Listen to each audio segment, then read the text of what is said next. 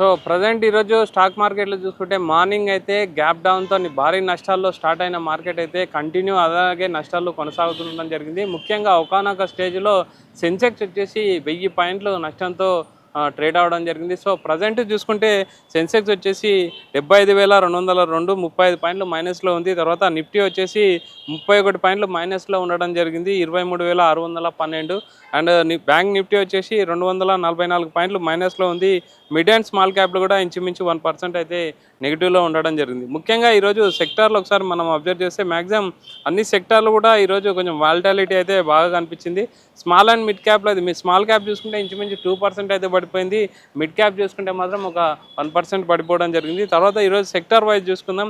Auto sector అయితే ఒక 2% అయితే పడిపోవడం జరిగింది. నిఫ్టీ ఐటీ తప్ప నిఫ్టీ ఐటీ అండ్ ఫార్మాకి సంబంధించిన సెక్టార్లు కొంచెం మంచి మూమెంట్ పాజిటివ్ మూమెంటం అయితే కనిపించడం జరిగింది. ఓవరాల్గా అన్ని సెక్టార్లు కూడా నెగిటివ్లోనే ఉండడం జరిగింది. సో ముఖ్యంగా మనం చూస్తే ఈరోజు అన్ని రెడ్లోనే కనిపించడం జరిగింది. ముఖ్యంగా ప్రజెంట్ కారణాలు ఏంటని చూస్తే అంటే ముఖ్యంగా ఇరాన్, అమెరికా, ఇజ్రాయెల్కి సంబంధించిన వార్ యొక్క ఎఫెక్ట్ అయితే ప్రపంచ దేశాల్లో ఉందని ఇంతకుముందే మాట్లాడుకున్నాం. ప్రజెంట్ అయితే స్టాక్ మార్కెట్ పైన కూడా ఉంది. ముఖ్యంగా మార్నింగ్ గ్యాప్ డౌన్తోనే స్టార్ట్ అవ్వడం జరిగింది. అండ్ రూపీ కూడా అంటే compare to dollar rupee value వచ్చేసి కూడా భారీగా పతనం అవ్వడం 92.60 దగ్గర ప్రజెంట్ కొనసాగుతుండడం జరిగింది. సో ఈ విధంగా అంటే స్టాక్ మార్కెట్ పైన ఎక్కువగా ఎఫెక్ట్ ఉన్నాయి. ఎఫ్ఐఐలు చూసినా భారీ సెల్లింగ్లోనే ఉండడం కంటిన్యూగా అనేది మార్కెట్ని అయితే నష్టాల్లో ముగియడం జరిగింది. ముఖ్యంగా అంటే ప్రజెంట్ అంటే స్టేట్ ఆఫ్ హార్మోజ్పై ఎలాంటి చర్యలు లేవు, ఎలాంటి లొంగుబాటు లేదని చెప్పేసి అమెరికా సైన్యము ట్రంప్ కానీ అంటే స్టేట్ ఆఫ్ హార్మోజ్ దగ్గర ఉన్న సైన్యంపై అటాక్ చేయాలని చెప్పేసి ఆలోచించడం జరుగుతుంది. అది కూడా కొంచెం ఎఫెక్ట్ అని చెప్పాలి. తర్వాత ముడి చెమురు అనేది కూడా కంటిన్యూగా పెరగడం జరుగుతుంది. $110 దగ్గరకు వచ్చే అవకాశం ఉందని చెప్పేసి ఆ భయం కూడా స్టాక్ మార్కెట్ పైన ఖచ్చితంగా ఉందని చెప్పాలి. తర్వాత చూసుకుంటే కూడా ఇంతకుముందు చెప్పినట్టు compare to dollar rupee value అంటే రూపీ పతనం దిశగా వెళ్తుంది, అందుకోసం మార్కెట్లు పడిపోతున్నాయని చెప్పేసి కూడా ఎక్స్పర్ట్స్ చెప్పడం జరిగింది. సో ఓవరాల్గా ద్రవ్యోల్బణం పెరిగే అవకాశం ఉంది కాబట్టి అంటే ఇంతకుముందు మనం చెప్పుకున్నాము. అండ్ WPI ఇండెక్స్ కూడా పెరిగింది, కొనుగోలు శక్తి అనేది కూడా బాగా తగ్గిపోతుంది.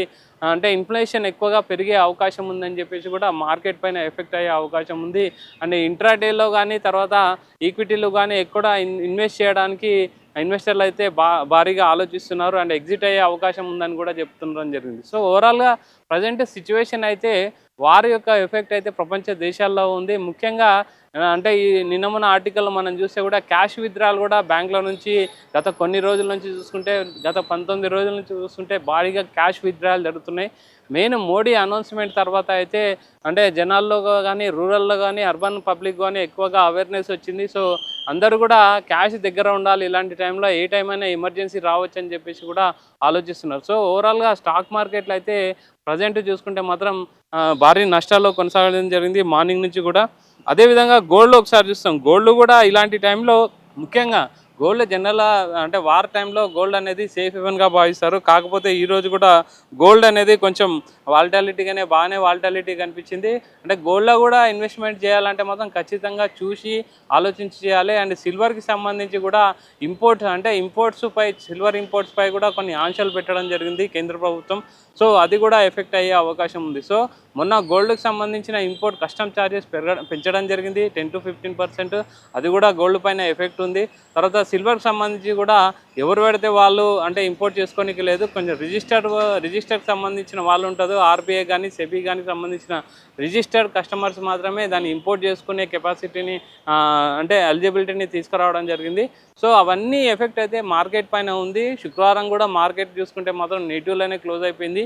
ఈరోజు వీక్ స్టార్టింగ్ డే, ఈరోజు కూడా మార్కెట్ క్లోజ్ అవ్వడం జరిగింది. ముఖ్యంగా ముడి చెమురు తర్వాత ద్రవ్యోల్బణం యొక్క భయము, తర్వాత రూపీ వాల్యూ తగ్గిపోవడం, ఇవన్నీ ఎఫెక్ట్ మార్కెట్ పైన ఉన్నాయి. ప్రజెంట్ అయితే అన్ని సెక్టార్లు కూడా నెగిటివ్లో ఉన్నాయి. ఒక ఐటీ సెక్టార్ మాత్రం కొంచెం మూమెంటం అయితే కనిపించింది.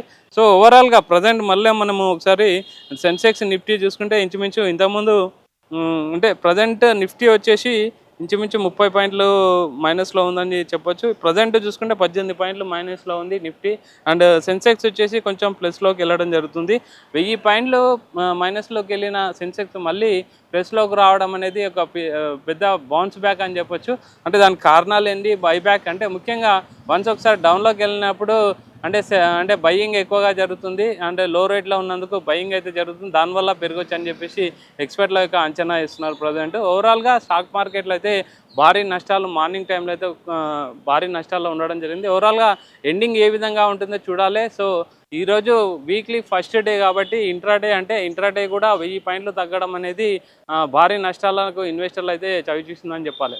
సో ఓవరాల్గా ప్రజెంట్ అయితే స్టాక్ మార్కెట్లు భారీ నష్టాల్లో ఉండడం జరిగింది. లక్షల కోట్లు అయితే ఆవిరైపోయినాయి.